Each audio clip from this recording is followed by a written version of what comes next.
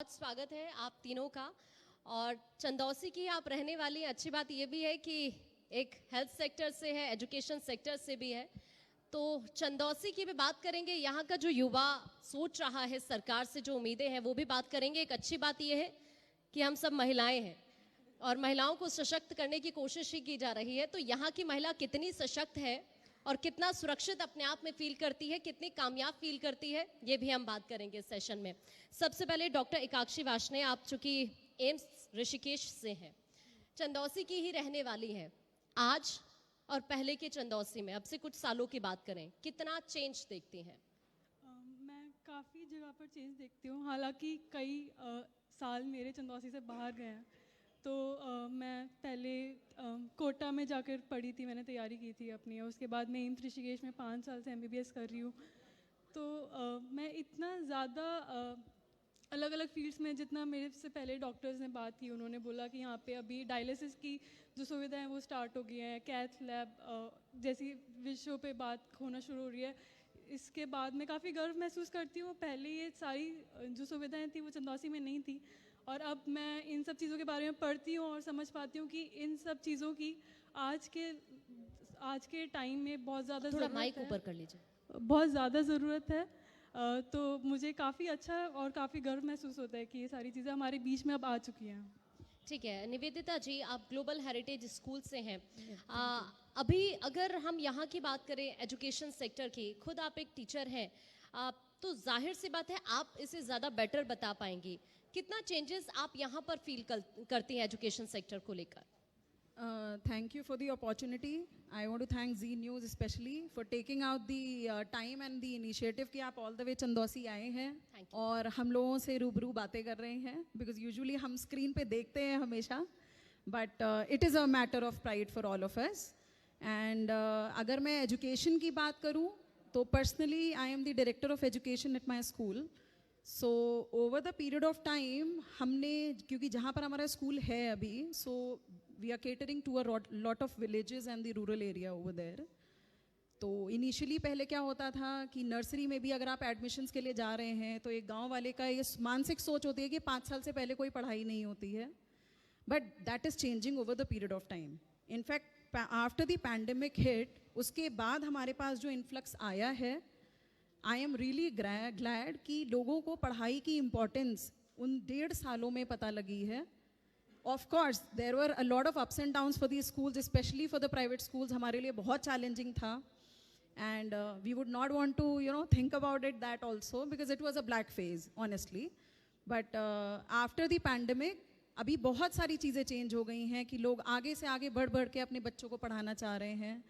And especially with me being a woman, जैसे आपने बोला कि आज मंच पे हम सारी ही महिलाएं हैं यहाँ पर, we are focusing a lot on the women empowerment and the women education. We are doing ourselves जितना हमारी capacity में है as a private school, हम जितना बढ़ा सकते हैं महिलाओं को, लेडीज़ को, कि आप निकलिए बाहर घरों से, अपने बच्चों को पढ़ाइए. बिकॉज पहले क्या होता था, सोच ये होती थी कि हमें सिर्फ बच्चों को, if it is a girl, नहीं पढ़ाना है, लड़के को पढ़ाना है, बिकॉज लड़का हमारा वंश आगे बढ़ाएगा और लड़का ही हमारा ध्यान रखेगा. But that is changing over a period of time. ठीक है, गाविशी, आपका नाम भी वैसे बहुत प्यारा है, यूनिक भी है. लेकिन एम वर्ल्ड स्कूल से हैं आप क्या सोचती है यहाँ के एजुकेशन सेक्टर को लेकर? यहाँ पे एजुकेशन सेक्टर में, जैसे कि अगर मैं अपने स्कूल की बात करती हूँ, एम वर्ल्ड स्कूल में, सो वहाँ पे कोई भी गर्ल्स या बॉयज़ में जेंडर बेसिस पे कोई डिस्क्रिमिनेशन नहीं है. या मैंने बहुत सारी चीज़ें देखी हैं जो चंदौसी के एक माइंडसेट में चेंज हुई हैं, जैसे अपॉर्चुनिटीज़ को लेके, या इवन पेरेंट्स का भी माइंडसेट कि कोई भी स्पोर्ट्स है तो पहले जनरली बॉयज़ पार्टिसिपेट करते थे. Over the period of time मैं देखती हूँ गर्ल्स ज़्यादा ईगर रहती हैं. Basketball, football, every sport girls boys का इक्वल पार्टिसिपेशन रहता है. I think this is a change in the mentality. ठीक है, एकाक्षी, अभी जैसा कि आपने जिक्र किया कि पहले के अकॉर्डिंग अब बहुत सारे चेंजेस आए हैं. अगर हम बात करें यहाँ पर जो ग्रामीण एरियाज़ हैं वहाँ की भी, जो अभी जैसा कि हम देख रहे हैं BF7 को लेकर चीज़ें हो रही हैं, अलर्टनेस हो रही है, गवर्नमेंट भी पूरी अलर्ट है चीन के हालात को देखते हुए. तो आप चूँकि एम्स ऋषिकेश से हैं, तो आपको क्या ऐसा लगता है कि हम पूरी तरह प्रिपेयर हैं अगर इस तरह की चीज़ें वापस से रिपीट हो जाए तो? हाँ, मैं यही बोलूँगी कि हम काफ़ी फील्ड्स में बहुत अच्छे से प्रिपेयर कर चुके हैं खुद को, क्योंकि पहले पेंडेमिक आया था, हमारे पास अब वैक्सीन्स बहुत सारी अवेलेबल हैं। हालांकि ये जैसा अभी पहले डॉक्टर्स ने बोला कि ये जो BF.7 जो नया वेरिएंट आया है वो थोड़ा माइल्ड हो बाकी कोविड के वेरिएंट्स के कंपैरिजन में, और बहुत सारे लोगों को अब तक वैक्सीन्स लग चुकी हैं, तो जिसकी वजह से उनमें इम्यूनिटी डेवलप हो गई है। गवर्नमेंट ने कई सारे ऑक्सीजन प्लांट्स बनवाए थे। एम्स ऋषिकेश में भी एक ऑक्सीजन प्लांट बना था, जिसकी वजह से अगर कहीं भी अगर बहुत सीवियर कंडीशन भी होती है जो इस कोविड वेरिएंट के थ्रू हमें देखने को नहीं मिलेगी, उसके लिए भी हम पहले से ही बहुत ज़्यादा प्रिपेयर हो चुके हैं। नए नए PPE किट्स, अब मास्क, PPE किट्स, जितनी भी सारी चीज़ें डॉक्टर के लिए ज़रूरी होती हैं वो सब इंडिया में ही बनना शुरू हो चुके हैं।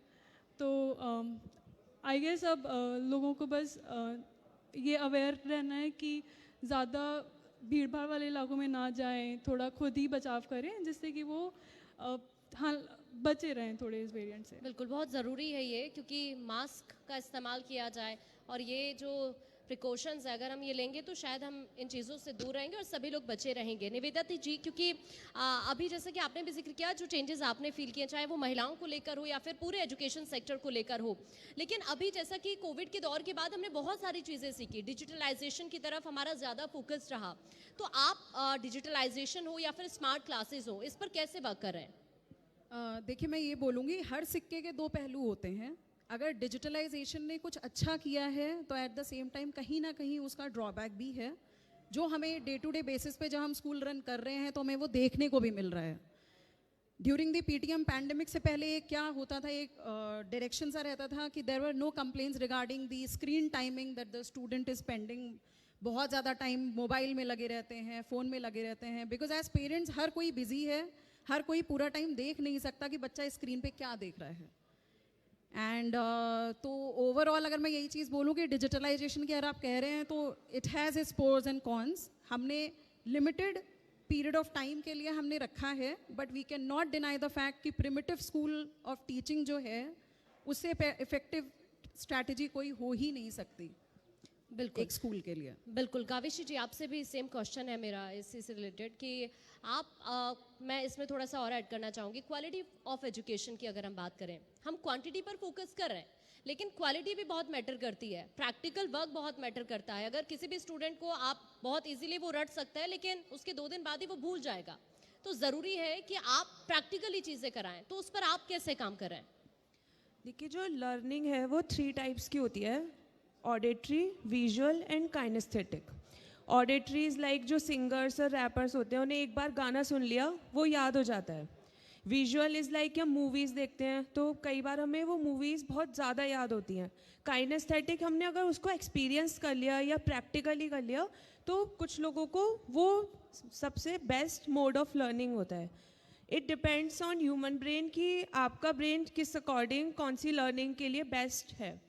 तो अगर मैं अपने स्कूल की बात करूं तो उसमें हम काइनेस्थेटिक पे ज़्यादा बिलीव करते हैं। उसमें क्या होता है कि हम, और स्मार्ट क्लास में ओनली विजुअल एंड ऑडिटरी है, बट काइनेस्थेटिक में हम उसको प्रैक्टिकली इन्वॉल्व कर रहे हैं कि हाँ आप ये वाला एक्सपेरिमेंट करके देखिए, या हम बच्चों को कई बार एजुकेशनल टूर्स करवा देते हैं कि सपोज हिस्ट्री में बहुत सारे मॉन्यूमेंट्स उन्होंने पढ़ लिए, फिर कहीं नर्सरी में जाके आप उसको या एक्सपीरियंस कीजिए। तो आई थिंक ये बहुत इंपॉर्टेंट है कि हम बच्चों के अकॉर्डिंग वो लर्निंग प्रोवाइड करें। ठीक है। एकाक्षी, अगर हम यहाँ की, जैसा कि आपने अभी जिक्र किया, BF7 को लेकर भी आपने जिक्र किया, जो चेंजेस आपने फील किए उसको भी लेकर जिक्र किया, लेकिन अब हम बात करते हैं यहाँ की क्राइम रेट की भी। आप जब पहले यहाँ पर स्टे करती थी और अभी, आपको फील होता है कि आप पहले के अकॉर्डिंग अब सुरक्षित हैं? एक्चुअली मेरे साथ हुआ ये है कि यहाँ पर पहले मैं स्टे करती थी तो काफ़ी प्रोटेक्शन के साथ तो मैं रहती थी। कहीं भी जाना होता था, ट्यूशन वगैरह जाना होता था, तब मैं हमेशा अपने फ्रेंड्स के साथ या घर से किसी हेल्प के साथ ही जाती थी। लेकिन उसके बाद से मुझे मौका मिला नहीं है चंदौसी में इतना रहने का। तो मुझे मैंने आपको जैसे बोला, मैं अपनी 10th की पढ़ाई के बाद बाहर चली गई थी। उसके बाद मेरा एम्स ऋषिकेश में हो गया था, जिसकी वजह से मैं वहीं रही थी। तो इस पर कुछ ज़्यादा मुझे बोल पाना अभी नहीं संभव हो पाए। ठीक है, जल्दी से लास्ट कोई मैसेज देना चाहेंगे आप यहाँ पर जो महिलाएं हैं उन्हें, स्टूडेंट्स के लिए कोई मैसेज?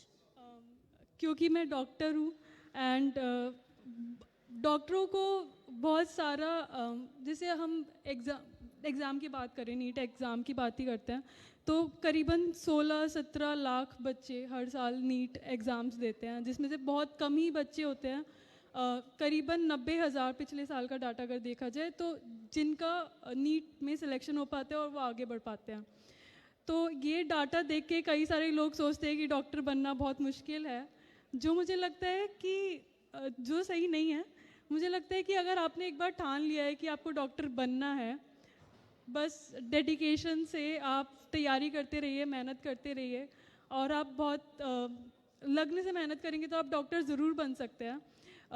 इसके साथ साथ अगर, क्योंकि आपको आसपास बहुत सारा डाटा ऐसा मिल सकता है जिससे आपको लगे कि इतना कम सिलेक्शन होता है, गवर्नमेंट कॉलेजेस जो हैं वो कितने कम हैं उसमें, बाकी अगर प्राइवेट कॉलेजेस में आप अगर जाएंगे तो वहाँ की फ़ीस बहुत ज़्यादा होती है, करोड़ों में पे करना पड़ जाता है कई पेरेंट्स को।